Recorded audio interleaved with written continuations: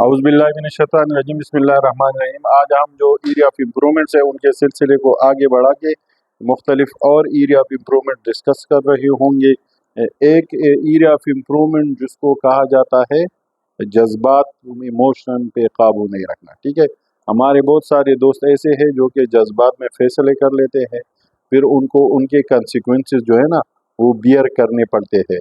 तो जज्बात में आना या जज्बात में होना जो है ना वो भी एक एरिया ऑफ इम्प्रूवमेंट है। अपने जज्बात को कंट्रोल रखना चाहिए। इसके अलावा बाज़ लोग ऐसे होते हैं जो अपना ख्याल बिल्कुल नहीं रखते। ठीक है जी, वो उनका जो फिज़िकल अपीयरेंस है, उनके जो शेव वो करते नहीं हैं, बाल बड़े होते हैं, कपड़े वो मतलब तरीके से पहनते नहीं है, इस्त्री नहीं होते, शूज़ पॉलिश नहीं होते। ठीक है, जो तो सेल्फ केयर, अपने आप का ख्याल न रखना जो है ना, ये भी एक बहुत बड़ा एरिया ऑफ इम्प्रूवमेंट है जिसको इमीडिएट तवज्जो देने की ज़रूरत है। इसके अलावा बाज़ लोग जो होते हैं वो बड़ी कैजुअल होते हैं। ठीक है, सीरियस से सीरियस मैटर होगा वो उसको कैजुअल लेके, ठीक है, या ये इम्प्रेशन देंगे कि वो कैजुअल है।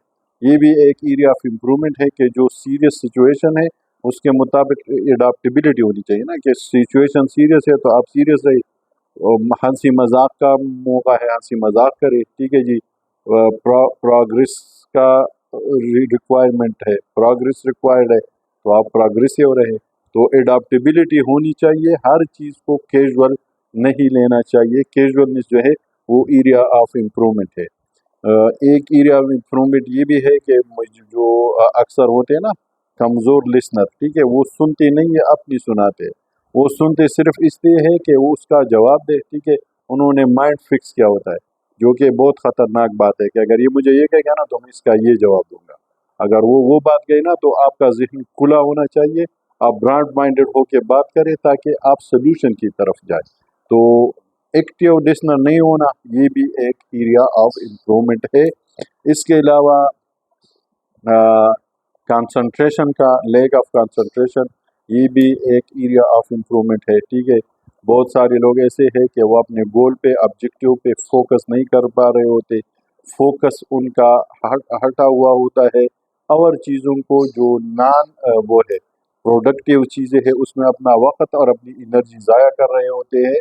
तो lack of concentration and focus जो है ना ये भी एक वो है एरिया ऑफ इम्प्रूवमेंट है।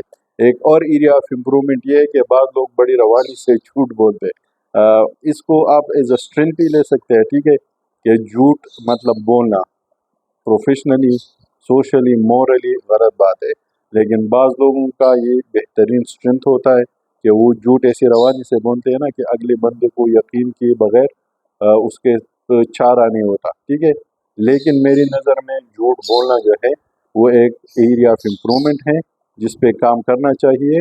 और एक टाइम पे सच बोलना जो है ना वो आपको 100 झूठ से बचाता है। तो झूठ बोलना जो है that is area of improvement और इसको अवॉइड करना चाहिए। इसके अलावा कमिटमेंट, मिस कमिटमेंट ये एक बहुत बड़ा एरिया ऑफ इम्प्रूवमेंट है किसी भी प्रोफेशनल या पर्सनल अफेयर में, या आपके जो जितनी भी एक्टिविटीज़ है उसमें आपने एक बार कमिटमेंट कर लेना तो आपको चाहिए कि अपनी अल्फाज का पास रखे, जो भी आपने कमिट किया है वो टाइम पे डिलीवर करे। कोशिश करें कि फॉर एग्ज़ाम्पल हफ्ते में आपने डिलीवर करना है ना तो कमिटमेंट आप 8 दिनों के करें और 7 दिनों में अगर आप डिलीवर कर लेते हैं तो इट मीन्स आपकी जो इंटीग्रिटी और क्रेडिबिलिटी है वो बिल्ड हो जाती है। ठीक है जी, तो कमिटमेंट जो भी करे वो पूरा करें।